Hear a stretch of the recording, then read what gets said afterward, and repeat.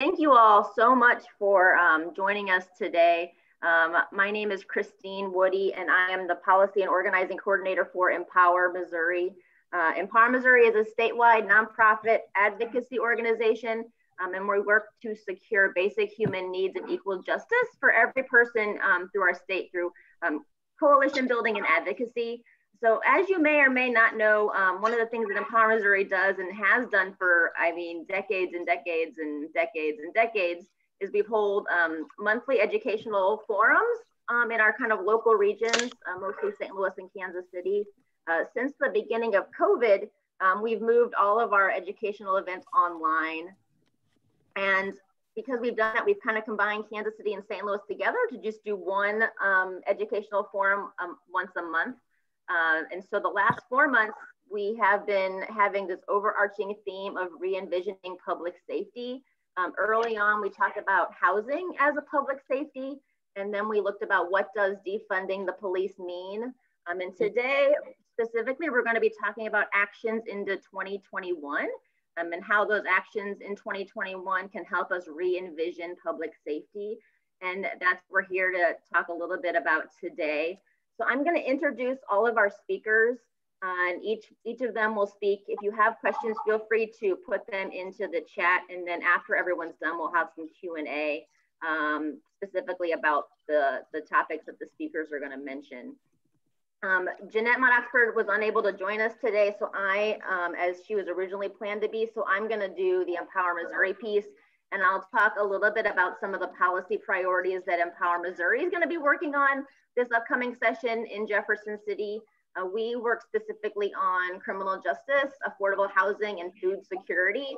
So I'll touch base a little bit about some of the state level bills that are touching on those topics and ways that you all can get involved in those issues.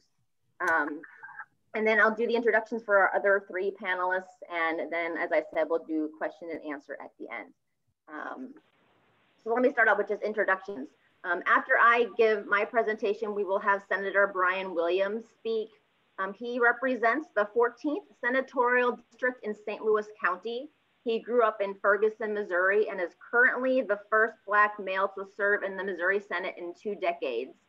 He was studying government and public health policy, and he was pursuing a career in public service. After graduation, he went to work with all alarms. Let me mute that. For several years, he worked in the U.S. Congress as a congressional staffer. And during that time, he was helping oversee the rollout of the Affordable Care Act marketplace in Missouri.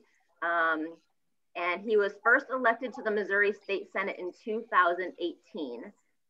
He will follow my presentation. And then after that, we're going to focus a little bit more on local actions that you can take. So we have someone from the St. Louis side of the state as well as the Kansas City side of the state.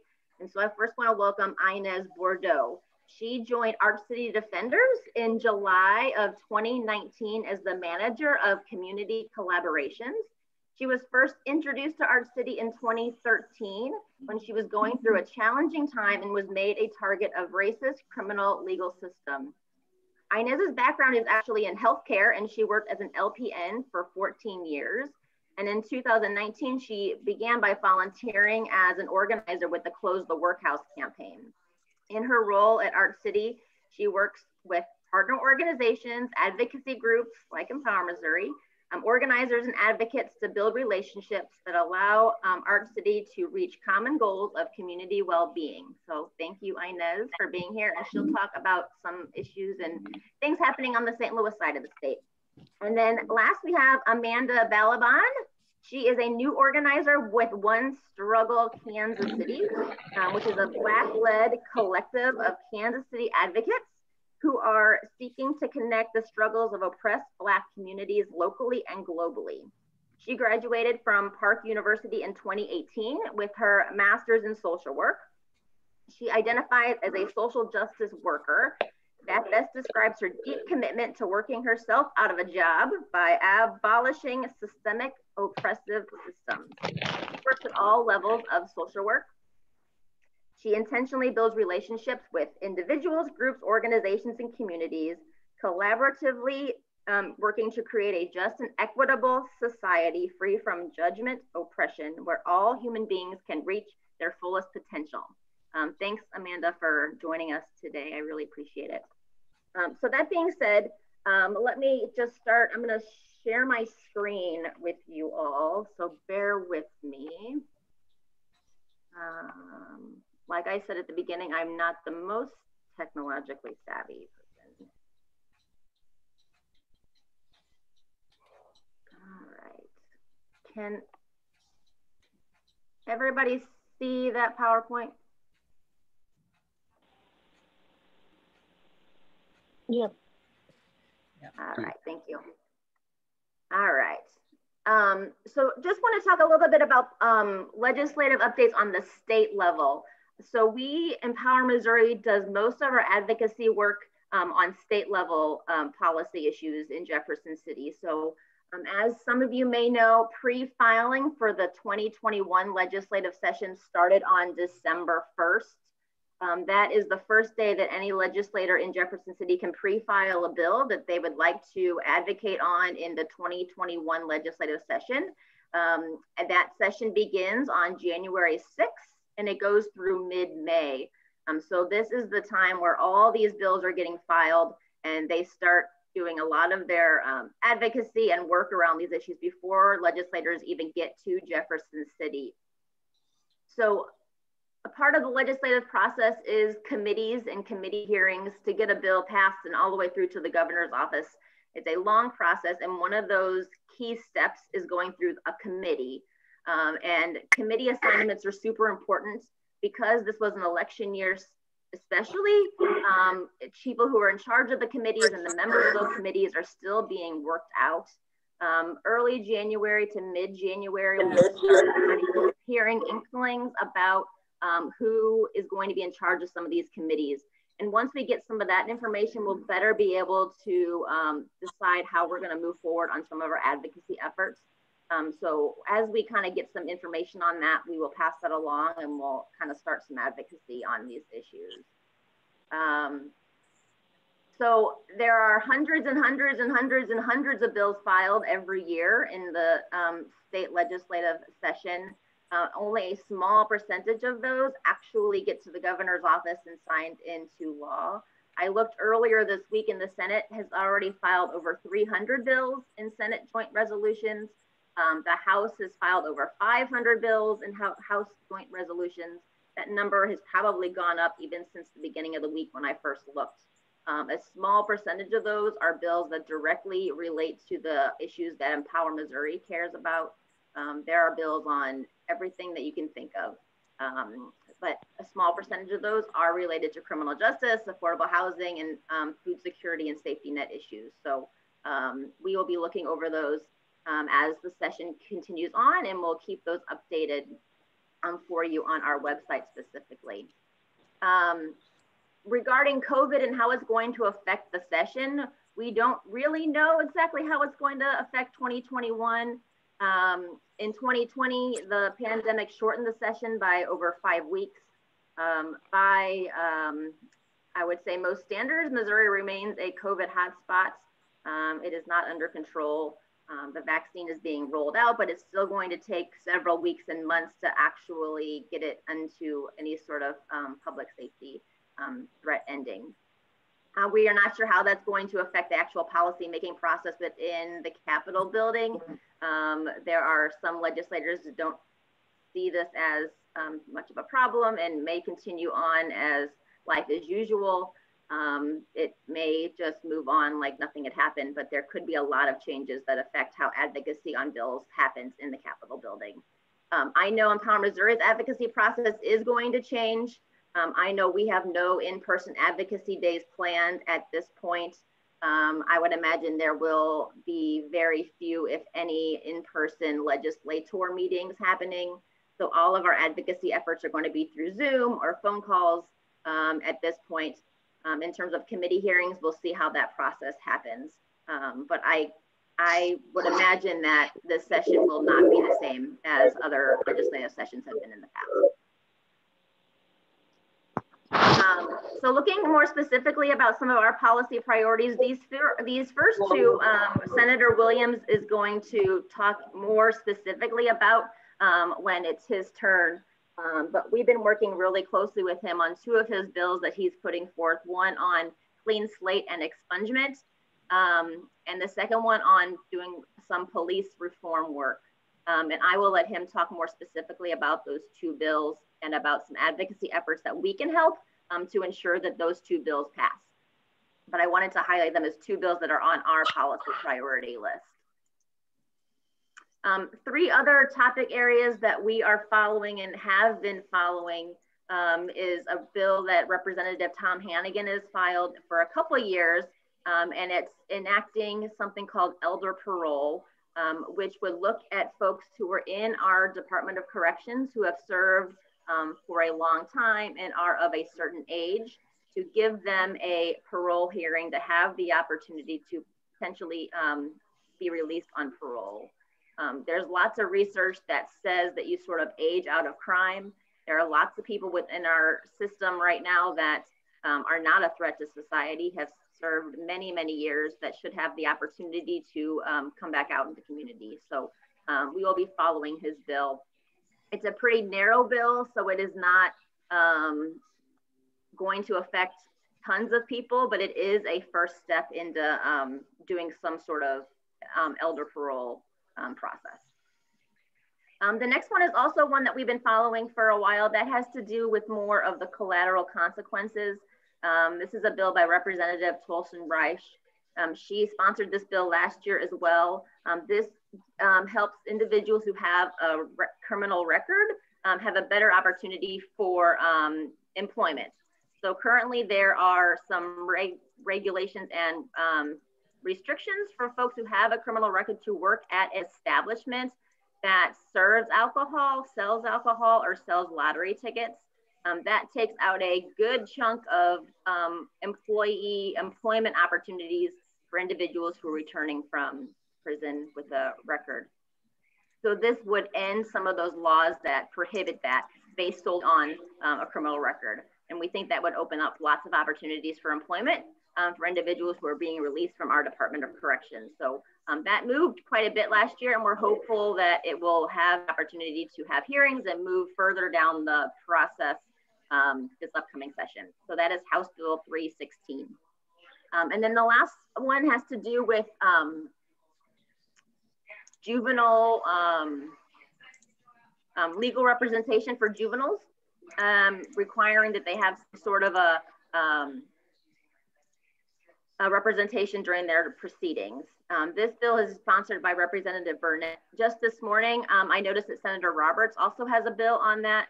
I'm not sure if the two of them are kind of collaborating and working on that bill together, but that is something that we will be following as it moves through the process. I am not looking at the chat because I have this other thing screen pulled up. So I apologize if there's something in the chat that I am missing. So if there is anything, just shout out to me and tell me that I'm missing it. All right, so another issue that we work a lot on is affordable housing. There are two bills right now that we are following that have been pre-filed that have to do with housing and affordable housing. The first one is a bill that deals with TIFs. It addresses what the definition of blight is. That Senator Barbara Washington has filed that bill. Another bill is a bill that would give specific tenant protections for those who are immigrants. Both of these bills have been pre-filed, and we'll be following those as they move through the process. Another thing that we've been working on just this last couple of weeks is having to do with the Public Service Commission. They just had a hearing regarding implementing a utility disconnect moratorium. It would call for all the utility companies to disconnect utilities over this winter because of the COVID pandemic and the struggle that folks are having with that. It would be in addition to the eviction moratorium. This would be specifically regarding utilities. This past week, the Public Service Commission denied to take action on that. So the next best step would be to contact Governor Parson to take action.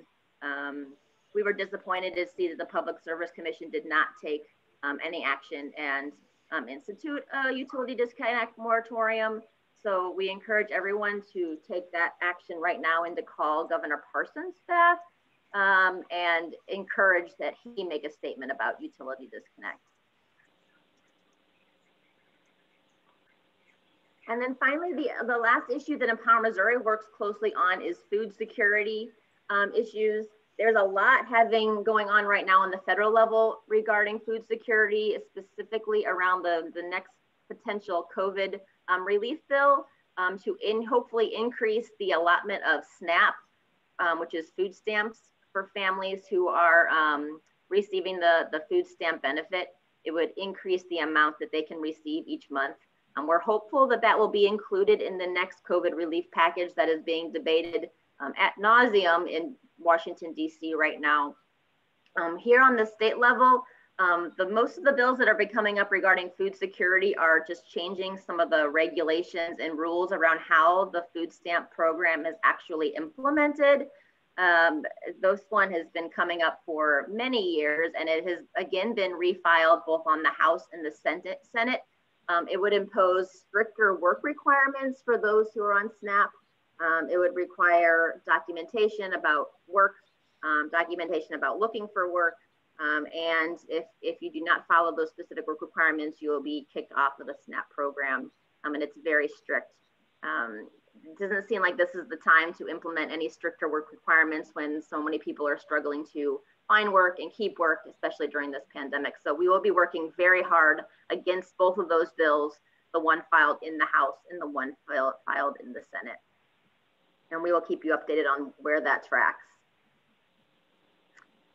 One thing that Empower Missouri does have on its website, and we're finalizing it and updating it right now, and it's going to be very helpful as the session moves on, is we have an online bill tracker that is kind of separated based on our issue area. So if you go to empowermissouri.org, on the top line, there's different sections. One says events, one says coalitions, and one says bill tracker. And if you do the drop-down menu, they will have a bill tracker button for each of the issue areas we work on. And if you click on that, it will track all the bills that are happening in Jefferson City that relate to the issue area that you clicked on. And on that bill tracker, you'll be able to click on the bill and read the language. You'll be able to see where it is in the process. You'll be able to figure out the committee that it's on. So it's very helpful to kind of stay up to date and updated on the bills that we're following and the issue areas that you all care about. So look on our website and follow that bill tracker as it moves through the process starting in January. My precious. What'd you say? One of the ways that we work with our advocacy efforts is we work in coalition. So we spearhead four coalitions specifically around issue areas that we work on. And it would be great for anyone who wants to get involved in a specific issue area to join one of our coalitions and get involved that way. So these are three of our main coalitions that we work on. We also work on a coalition about HIV justice, and I don't think I added that on here, and I apologize, and I will get that information to you if you're interested. But we have a food security coalition, affordable housing coalition, and a smart sentencing coalition, which is having to do with all of our criminal justice reform work. And these are the issues, these are the times when our next coalitions meet. All of the information about how to join those coalitions and get involved in the calls are found on our website. So please look on our website to get that information, empowermissouri.org. Senator Williams, would you like to now talk specifically about the pieces of legislation you're sponsoring and any ways that we can get involved in those? Sure. First, I want to say thank you, Christine, for that presentation, as well as Empower Missouri for hosting this discussion. It's also good to have several different participants on the call. A lot of folks that my office has been fortunate to partner with on several different issues, including the ones I'm going to discuss with you today. The issues of public safety and police reform are among some of the highest priorities that we'll be focusing on. And I'm really grateful just to have the opportunity to really focus on it this upcoming legislative session. One of the most important things that we can do right now is make our streets safer and improve the relationships between police officers and the communities that they serve. The men and women of law enforcement, you know, as we know, risk their lives each and every day. And they deserve to know that we're doing everything that we can to protect the integrity of the profession. So we're proposing common sense reforms, including banning chokeholds, requiring de-escalation training, and prohibiting unnecessary no-knock warrants. We can also improve police-community relations and restore that trust, which is, I believe, the very foundation of public safety. Now, let's be clear. This isn't an us versus them situation. This is simple but important reforms that are embraced by law enforcement agencies across the country. And they've proven to have bipartisan support right here in Missouri. So in January, when the legislature comes back, I filed legislation with these reforms and more to make sure that this issue remains front and center. Now, my bill would specifically prohibit no-knock arrest warrants unless there is reasonable suspicion or the suspect of a violent felony will escape or cause bodily harm to others. It would eliminate citizens' arrest, prohibit the use of chokeholds as a form of restraint. It would classify the offense of an officer engaging in sexual conduct with a detainee or prisoner in the custody of an officer as a Class E felony. It would also require officers to complete minimum amount of training in de-escalation tactics.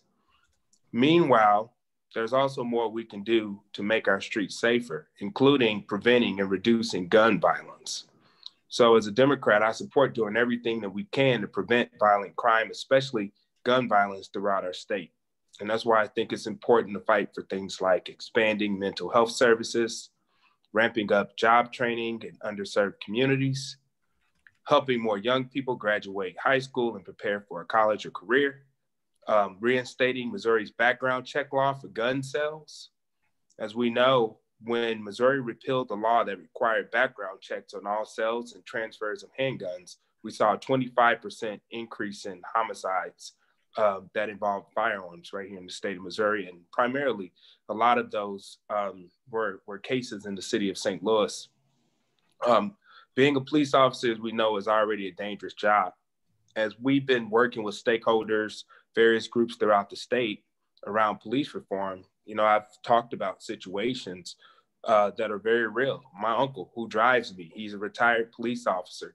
He served 27 years in the St. Louis City Police Department. And the only reason he didn't go 30 years is because my aunt was terrified whether or not he would make it home safe at night. So we know that when people are in dangerous, high-stress jobs, it can make small problems worse. And that's why reducing gun violence will keep our streets and our police officers safer. But then it also would make sure all our communities are stronger. Another piece of legislation that we'll be focusing on is expungement. Going forward, in order to keep communities safer and stronger, we have to make sure that people who've served their time can find a good job with a good wage and ultimately re-enter back into society. I've sponsored legislation for the upcoming session that would make expunging nonviolent criminal records easier. My bill will specifically allow information from the Missouri Central Repository to be made available to expungement clinics or legal aid organizations. It would lower the expungement surcharge from $250 to $100 and allow a judge to waive the surcharge if the petitioner is found to be unable to pay the cost. It would lower the earliest time to request expungement from 3 years to 6 months.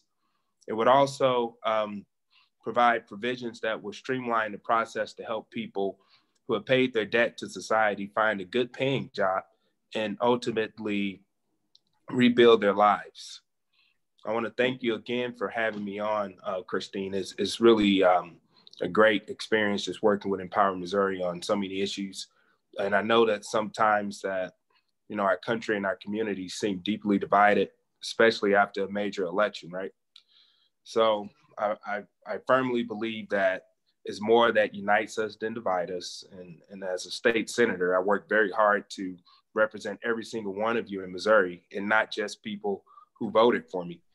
And I hope that my colleagues and other leaders in this state feel the same way, because I firmly believe that public safety, police reform, building an economy that works for everyone should not be partisan positions. They should really be common goals of all of us. And as long as we share those, I believe we can get these things done. So thank you for having me, and I'll be more than happy to take a few questions. I think one of the first questions was just asking about the bill numbers. Would you be able to share the bill number for your police reform bill as well as your the expungement bill? Yeah, so Robert Arbuthnot from my staff is on the line, so he'll put the bill number and everything in the chat for the expungement bill as well as the police reform bill. Great.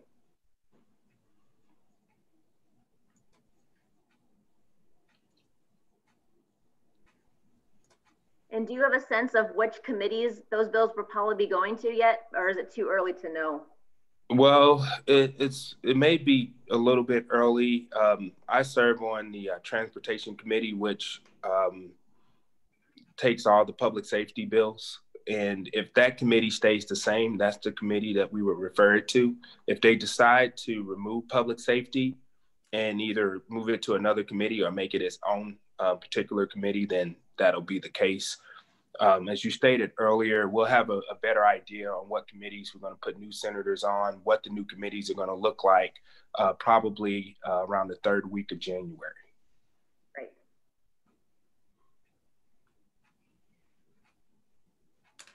Thank you so much, Senator, for being on. I know this is a crazy busy time, so we really appreciate. I'm going to have our other two speakers talk, and then we may have a few more question and answers if you can stay on. But if you can't, I completely understand. And if there's any follow-up questions, if you can't be on, I will get them to you after the fact. I'll stick around. I'll stick around for a bit if anyone has any questions. Okay. And you know, so it's cool. Thank you. Wonderful. Inez, would you like to talk a little bit about St. Louis specific actions? Yes, I would. So, thank you all for being here. My name is Inez Fordeaux. I'm the manager of community collaborations at Arch City Defenders. I am also an organizer with the Close the Workhouse campaign. And the big things that are coming up for 2021 that a lot of the local organizations that Arch City Defenders partners with, Action St. Louis, the Bail Project, CAPCAR, Forward Through Ferguson, MacArthur Justice System, like name an organization that is doing racial justice work or environmental justice work or housing work or any of those quality of life issues. And they are, you know, partnering with us on what I'm about to tell you next, which is basically that we will be launching something called the People's Plan Platform. People's Plan Platform. Say that 3 times fast. We're going to be launching the People's Plan Platform in January of 2021. And what the People's Plan is a comprehensive policy agenda and organizing strategy to build local power, to build local power in St. Louis as an anchor to transform policies and power across the entire region. It builds on the work of the last 6 years while creating momentum towards a multi-issue, multi-year strategy to inspire transformation at the policy and structural levels.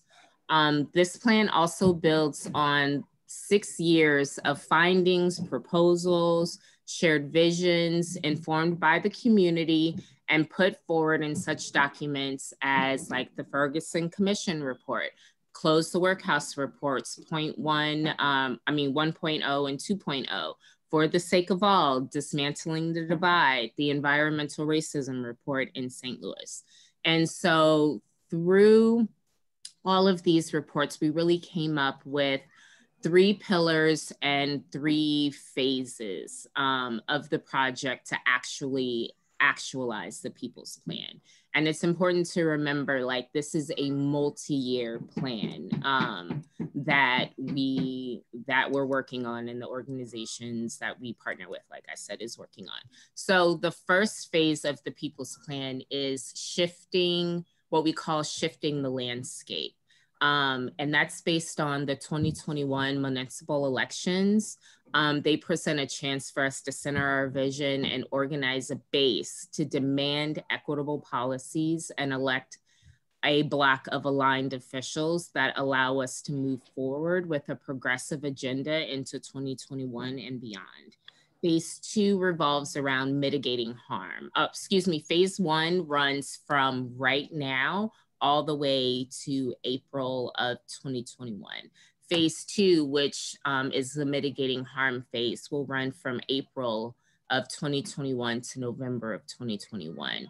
And that's where our post-election work is going to live. I'm sorry, y'all. If y'all hear me fussing my kids, just disregard and like keep going. So it's where our post-election work will live. Our work will be to introduce and pass legislation from the pillars of the plan and organize toward our budget priorities. Now, the budget cycle in St. Louis City runs from April to June. So a lot of this work is gonna live in that time frame. Phase 3 is transforming structures. Now, this is where the long-term vision of what St. Louis could be will live. And that phase really goes from November of 2021 to November of 2022 and beyond. And our thoughts on that are transforming structures is what we're calling that phase. To ensure long-term transformation in St. Louis City and the region, our communities need to build power that shifts structure that includes ballot initiatives, referenda, and changes to the charter. And those are just, I'm sorry, y'all, I'm trying to get back to my notes.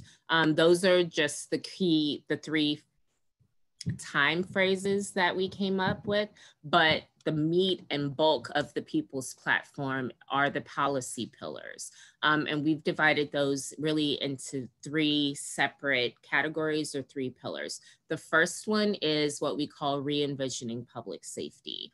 And in Karen, I see your questions. You'll be able to see these in January when we officially launch. It should be the 2nd week of January.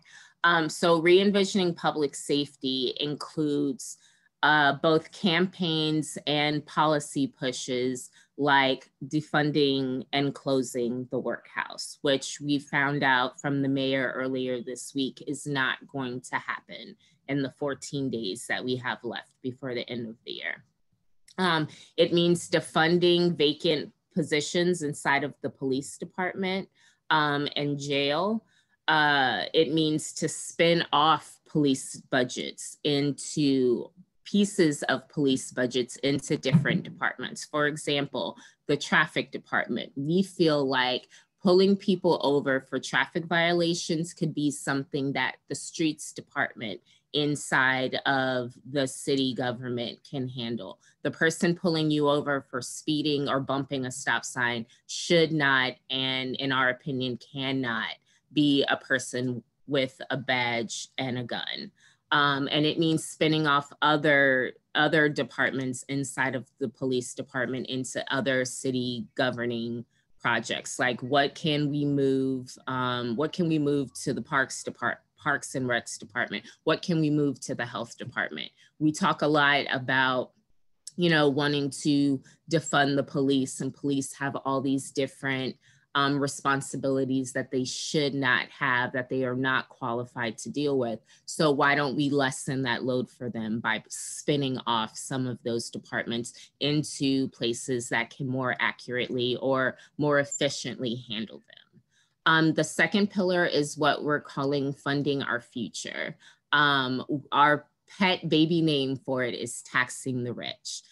But really what it's all about is equitable taxation, and making sure things like the corporate earnings tax, investment income tax, executive compensation tax, things that can raise millions of dollars for the city and then be used to fund quality of life initiatives, which I'll get into a little more in just a moment. But funding our future also will include participatory budgeting. We believe that the people of St. Louis City have a right to determine how our tax dollars are spent. And then last but not least, of course, is making sure that the Slate Jobs program is fully funded, because right now it isn't. So using money from what we jokingly call taxing the rich to fund our literal futures. And then the third pillar is what we call making STL home. 2 days ago, on Wednesday evening, there was a town hall on evictions and the eviction moratorium and the housing crisis that St. Louis is dealing with.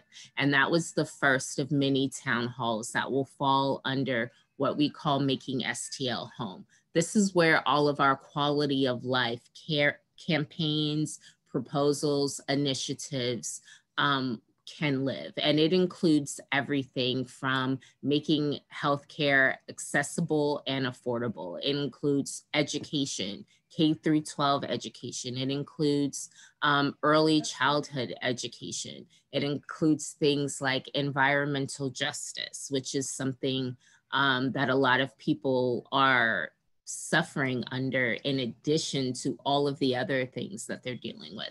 It also includes programs, or maybe not programs is the wrong word, but it includes proposals and policy pushes around, you know, housing as a human right, canceling the rent, a tenant bill of rights, affordable housing, and one of the more important things that we've started talking about, which is expanded and improved public infrastructure. And that includes transportation and citywide broadband for the communities that need it the most. Like, we're all working, a lot of us are working from home, all of our kids are homeschooling, and we're really getting to see the disparities in the digital divide that's dividing certain communities. And we're failing our children by not expanding these public infrastructure things.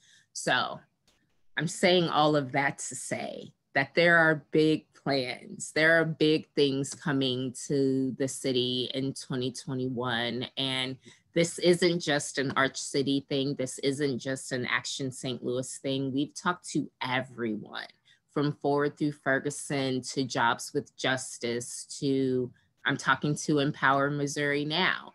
And like where We Power, the Bail Project, CapCar, like anybody who is doing work around any of these issues have been involved in this process with coming up with the People's Plan. We're very, very excited about it because through this kind of mix of organizing and strategy and policy, we can literally build the St. Louis that like we want to live in. Like, we can build the future that we all deserve. And so I'm super excited to tell you all about it and be looking for it. It's coming early January. And so if you are part of an organization that does work around any of these things, please feel free to reach out to me. We want to talk to your organization. We want to know what your budget priorities are, what your policy priorities are, and we want to see how we can include it in this plan, because we don't want to leave anyone out. So big, big plans. That's great. Thanks so much, Inez. Anybody have a burning question right now, or I'll let Amanda do her presentation and then we'll do a fuller question and answer after that. All right, thanks again, Inez. Amanda. Yes, hello, hi everyone. Thank you again, Empower Missouri, for having me on here. I actually have another One Struggle member that's on here as well, Nunu, so she'll be chiming in if I leave something out. But our organization is very much grassroots and just kind of looking at policies focused specifically in Kansas City. So some of the things one thing that we are working on that St. Louis was able to achieve that we haven't yet is gaining local control of our police department. So that's something that's going to be a huge policy initiative for us, especially because we know it's going to be a statewide kind of thing that we're going to have to, in order to get it passed, right? There's 3 tracks that we could do, but we know like typically a ballot initiative is going to be the most impactful and effective. So those are that's one of the things that we're going to be focusing on in 2021. Also continuing to look at ending cash bail and ways that we can start to do that locally, and then also working in conjunction like statewide. And then we also do a lot of like healing events and activities like in our community. We just really feel very strongly about the fact that in order for us to be able to move forward and have like true like coming together sense of community, there has to be room and space for us to do healing. So this year we're going to be working with like local artists as we've done in the past to figure out what those events will look like. So we're always in search of people who are wanting to join in with us to talk about that and work with us and help us kind of brainstorm some ideas. Those are kind of the 3 things that we are focusing on this year. And is there anything else that I have like that I might have left off?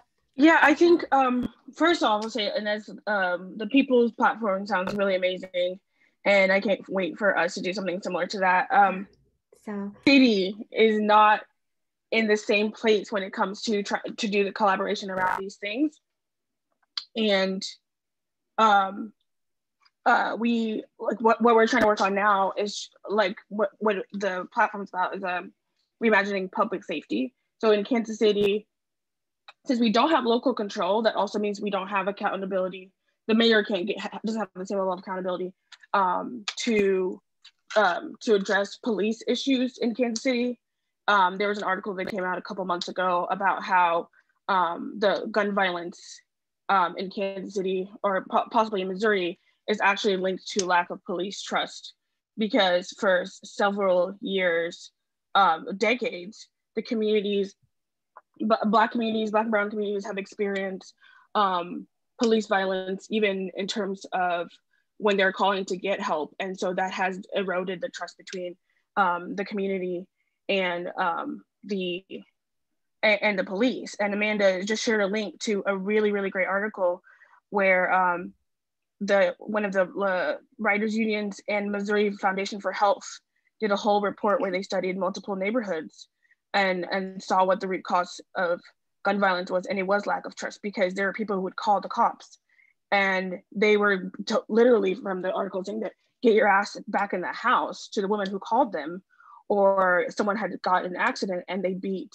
people, witnessed, and Black women had to come and stop police officers from beating the person who accidentally hit a pole. And I think things like that is what we have to acknowledge too, because yes, policy reform is important, but the issue is that there is a dichotomy and a difference in how police officers treat certain communities in Kansas City and around the world, where if you're in the suburbs or you're in the affluent neighborhoods, the police system works for you because there's a benefit of doubt. But when it comes to Black and brown communities and poor communities, that's not what happens. People call cops thinking they're going to help them, and then they just traumatize them in different ways.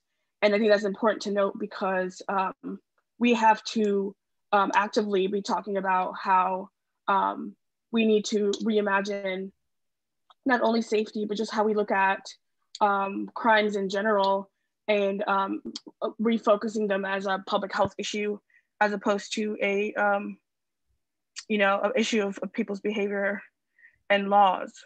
And so right now, there are a few coalitions happening, but One Circle KC is trying to focus on policy changes as well as the healing part, because of the fact that there are multiple families that have been impacted by police brutality, either because of physical violence enacted towards them by the police, or because their family members have been unjustly killed.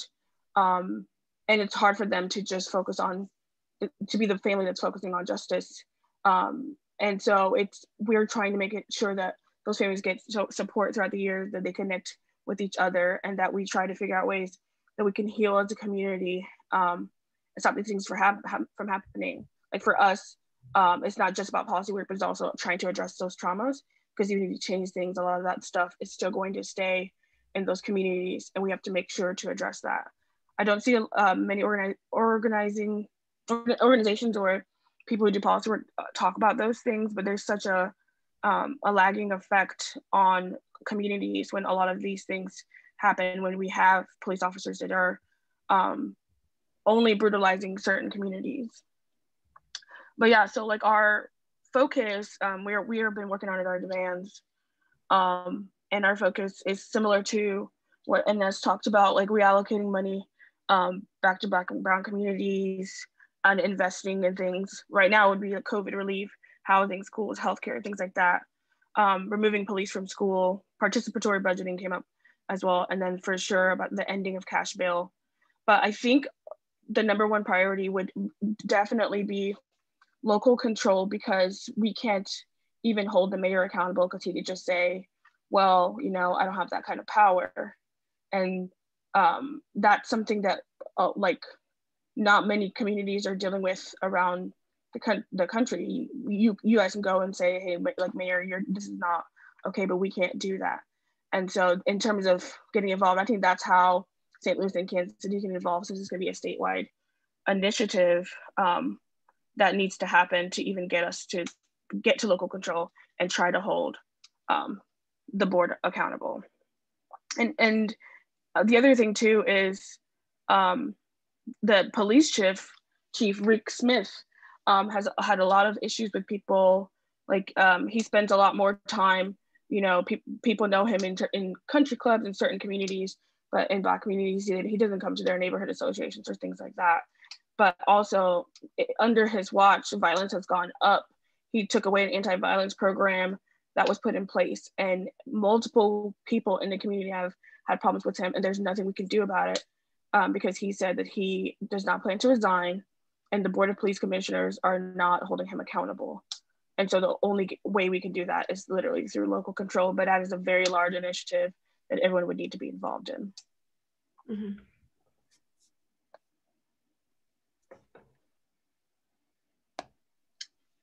Amanda, is there anything else you want to add?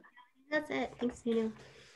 Yeah, I think Amanda, can you put our emails in the chat? Because we would love assistance with either if you know anything around policy work, and as well as healing work, trauma, things like that, to definitely reach out to us, because we are trying to establish programming before we roll things out this coming year. Great. Thank you both so much. That's very helpful. And yeah, please put your information in the chat. That would be great. Does anyone have any questions for any of our speakers? I know I wrote down a couple that I saw earlier on. One of them, Senator Williams, I think one of the questions had to do with any of the bills that Senator Nasheed was sponsoring when she was in. Are you taking any of her bills, or do you know anything specifically about any of the work that she was doing that is continuing? Yeah, absolutely.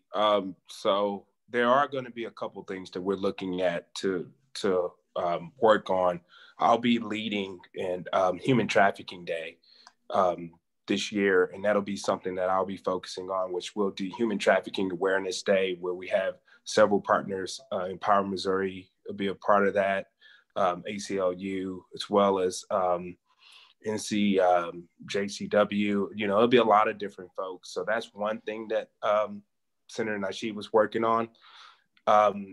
In respect to what we're doing with police reform and expungement, we have a golden rule in my office where we only file bills that we have intentions to pass into law.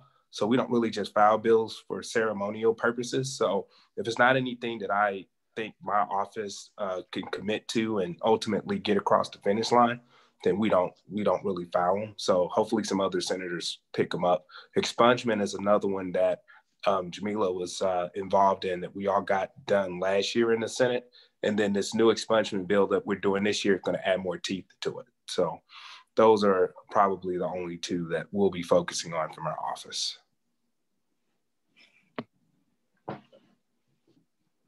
And I know another question that came up, and I don't know the answer to it off the top of my head, but I'm curious about it, and we'll look into it.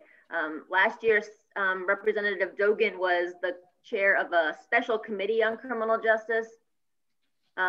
He ended up not getting very many bills, and there was not much power to his committee. I don't know what the plan is for that committee for the next session, if there will be a special committee on criminal justice, if he will head it up, or if it will actually have any power to do anything. I do not know the answer to that. We will look into that and kind of see how that's going to shake out. But there was a special committee on criminal justice that Representative Dogan was in charge of prior to this year. And we will see what's going to happen in that in 2021. And I do not know the answer. I don't know if anyone else on the call does know the answer to that. I'm happy to hear, but I do not know. Yeah, he'll be working with us on the police reform bill. But in terms of that committee, I'm not exactly sure what the House is going to be doing, but we've been working close with House leadership. So we'll find out what's happening in terms of that and where our bill will go, and Shamed will be involved in that process. Great. Thank you, Senator.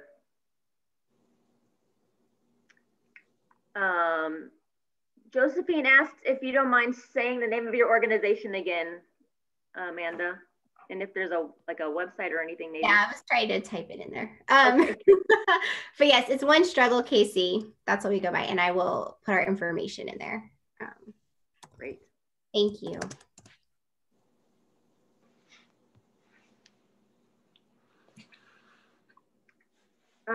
There's just another question in the chat. It says that Austin, Texas had success getting a community access to the collective bargaining process, thanks in part to a state law that requires the negotiating meetings to be open meetings. The Missouri's open meeting law include these negotiations, and if not, could a law be amended to do so? I do not know the answer to that. Is that something that one of our panelists knows?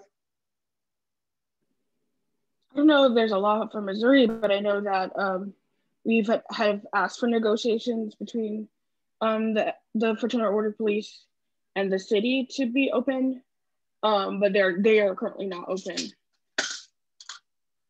So I have no idea.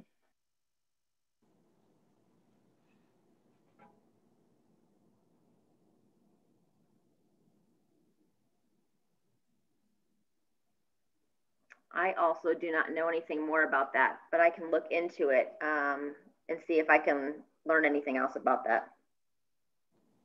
Christine, what I would like to say is that everyone that's on the call, one thing I think is going to be really important in 2021 is we really lock in and focus on some of this important work that everyone's doing. And that's really break through the silos and fiefdoms that's really become a hindrance to regionalism, as well as how we move our state forward. So any of the groups, if it's any way that my office can be a part or help with what you're doing, please let us know. And remember, police reform, criminal justice reform as a whole is going to require all hands on deck. So, the whole thing, well, we're doing this in the city or we're doing this in the county. It's a regional thing, and these policies impact everyone, regardless of where they live in Missouri. So I hope that folks really recognize that what you're doing not only is important work, but regardless of where they live, because disenfranchised and underserved communities aren't just confined to St. Louis County or city or some other part of the state. And then I really would challenge everyone to really get involved in what's happening at the state level, because it's so many things that happen. For example, determining what happens with St. Louis City Police's department around residency, or looking at what happens around concurrent jurisdiction, which involved the St. Louis City Circuit Attorney. And folks don't recognize that these are things that have been going on for a very long time, but they don't really recognize until it's impacting them directly. So what's happening in Jefferson City is very important, and it really has a significant impact on how local government moves forward. Even with the pandemic, to think that we don't have a mask mandate here in the state of Missouri, those are things that we should be talking about and not just saying, oh, well, cases are going up, and this is St. Louis and that's the rest of Missouri. If we had a mask mandate, that probably would have our state in a better place, would ultimately would prevent hospitals in St. Louis from being overcrowded, because folks from out state wouldn't have to come in because of a high number of COVID cases. So those are just a few examples on how it's important that we partner together, but really keep each other informed on what we're doing, so we can also be resources to each other. And I found that working with you, Senator, even for these last couple months, especially with this expungement work, I've been really pleased to see how you're working with folks from all different groups, right? I mean, and how closely we've had the Highway Patrol and the prosecuting, attorneys involved in some of these meetings about this bill. The way that our state is set up right now, it's those meetings and those kind of cross the aisle sort of collaborations that are going to get anything done. And I've been really impressed by both sides that have actually come together and showed up to some of these meetings about that issue specifically, which gives me high hopes that it will get through the process and pass, just because of the way the planning and the process has gone with that bill specifically. So I agree with you that to get anything done, especially in this state right now, the way that it seems like it is so polarized, doing that work and planning beforehand is really the way that it's going to get done. And I am cautiously optimistic that the expungement one will get done because of that. I have not been as involved with the police reform bill, but I believe it's probably the same way. Yeah, the police reform bill, we're going to get that done. Mo from the ACLU, she's on here, and we have a call this afternoon with Police Officers Association, Sheriff, Highway Patrol. And my point is that, these are reforms that a lot of folks on both sides of the aisle and in rural parts of Missouri and urban parts agree need to happen. And, I think, when I decided to run for office, I thought I would, I competed in robotics. I thought I would build planes and fly them. I had no idea I would be a state senator. And the reason I ran for office is because I was very frustrated with Republicans and Democrats saying we can't work with each other and get things done, when everyone else on this call have to work with people they don't agree with or don't like and still have to get things done. So we will get a police reform bill passed this year, and it'll get passed through a majority Republican legislature as a Democrat, because we're strategically working to inform and educate each other, but also recognize that being professional and working together is precedent. And partisan politics has really plagued how our state and our communities move forward, because folks aren't paying attention to the facts and just letting their partisan beliefs get in front of what we need to do to represent people. That's great. Thanks, Senator. There's a question, Amanda, about some other groups that you're working with in Kansas City. Do you have some other names of groups that you're working with that you could share?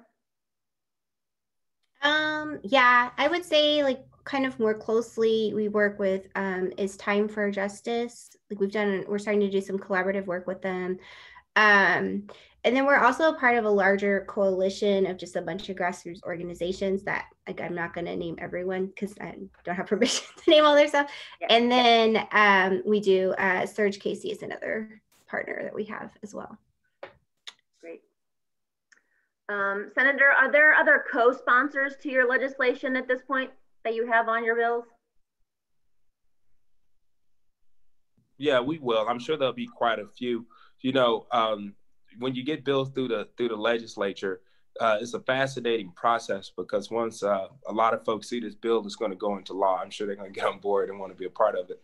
But we will have plenty of co-sponsors, and I welcome anyone who's serious about really creating an environment where the community can trust the police again, and we really tackle this subculture of bad cops that's been tainting the profession and ultimately creating situations where folks are losing their lives, in particular Black people. So if someone's committed to that mission, they're more than welcome to co-sponsor and be a part of this process. And I'm sure we'll have people that get on board and co-sponsor once the session starts. Great, thank you. Anyone else have any other questions for our panelists? Christine, there was a question from Jan I'm more than happy to take a moment to talk about. Okay, was that in the chat? Oh, I see it, about the traffic stops. Yes. Yes.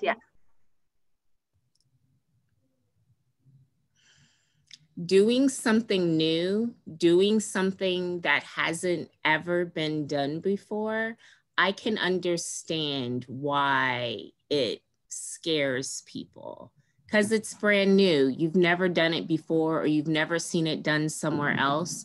So I can understand why some people may be a little apprehensive.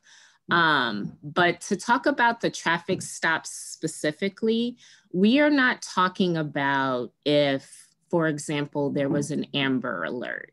You know what I'm saying? Or someone has maybe robbed a bank and they're running away, having people from the street department intercede in those types of situations where we know it could be dangerous. We are talking about people who are rolling through stop signs in St. Louis. You don't need a badge and a gun for that. And the reason, oftentimes the reason there are negative interactions or sometimes dangerous interactions during traffic stops is because the police are the danger. People are fearful of what happens when a person with a gun comes up to their car. People are fearful of what happens when you get pulled over and you don't have insurance, or maybe your car isn't properly registered. We've seen dozens, if not hundreds of videos, how seemingly straightforward traffic stops have escalated into the death of people inside of that car. And it is because, not necessarily because that person is the danger, it is because the police are the danger. They are the ones that bring danger into the situation by the authority that they have for state-sanctioned violence against bodies.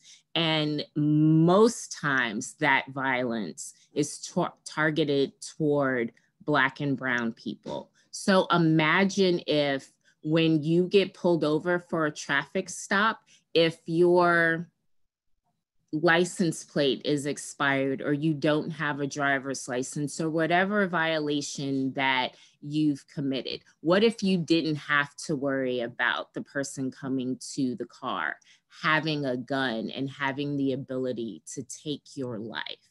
What if you didn't have to worry about the possibility of going to jail when you get pulled over in a traffic stop?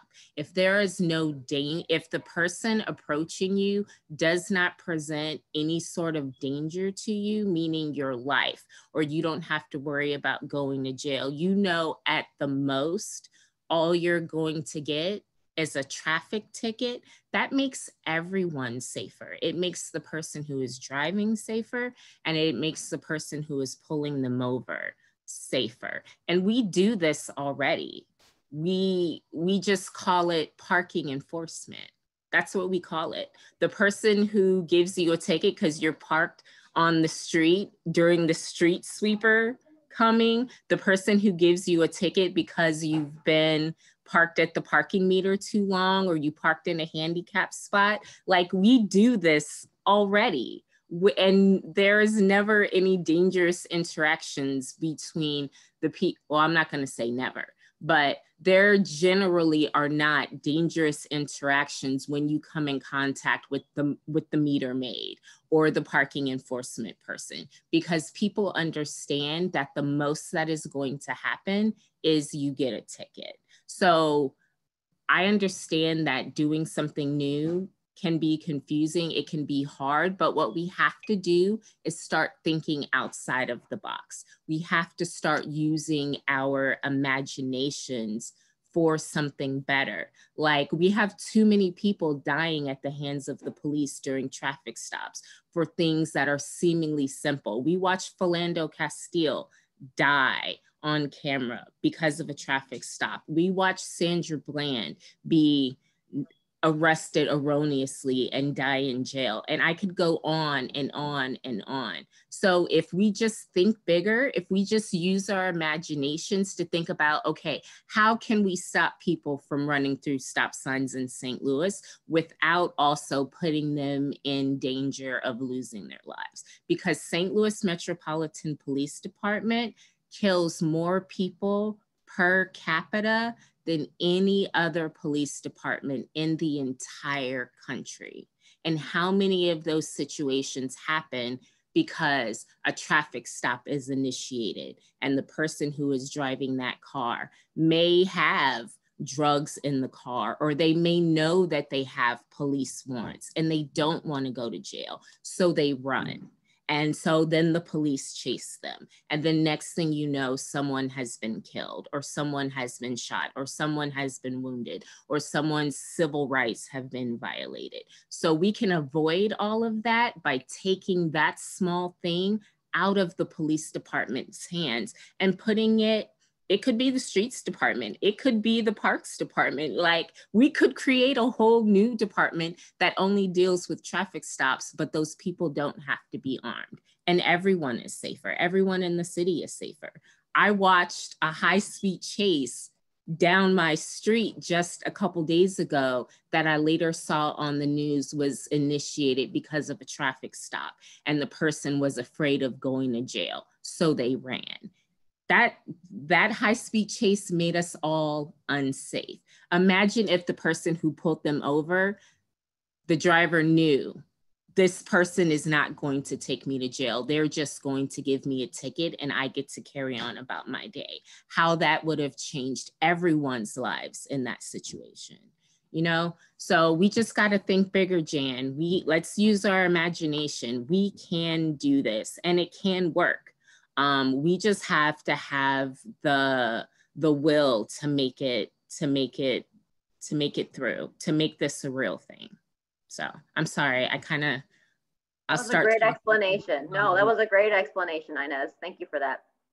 I agree with you. I agree with you, Inez, and stuff, that a lot of things need to be done, but I have to inject a little bit on the parking enforcement, because my daughter works for the is a parking meter, and they run into a lot of problems with these people with tickets as well too. So I think that a lot of this stuff is going to have to sit down and iron a lot of things out, because a lot of it's just so bad out here. Somebody that's had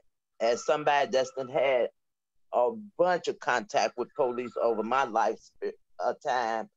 There was a time in my life where I did see them as the enemy. But since I have become a part of the problem, I don't see them as the enemy now. I think that we got a lot of problems and stigmas in our police station and stuff, and I just think it's just a lot of conversation need to be around that. But I don't think that putting it into the parking meters is a good idea either, because they've had problems with giving people parking tickets where the police had to be called and everything. Well, it doesn't that can be dangerous as well. People pulling guns on them and everything. But I think it's a interesting point, and one that definitely deserves some conversation, right? I think we all know that there are problems, and I think there's a lot of conversation. And this is just the beginning of the conversations, I think. And as I think, going back to what Senator Williams said, bringing all the parties to the table, community, nonprofits that like Barb works with, and it's just a great conversation starter. And I think your explanation, Inez, was really great, because it did bring things more maybe that people can actually visualize. So I do appreciate that. And that's all we're saying, that our current system is not working. So let's think of something else. That's great. Thank you about that. Does anyone else have any other questions right now?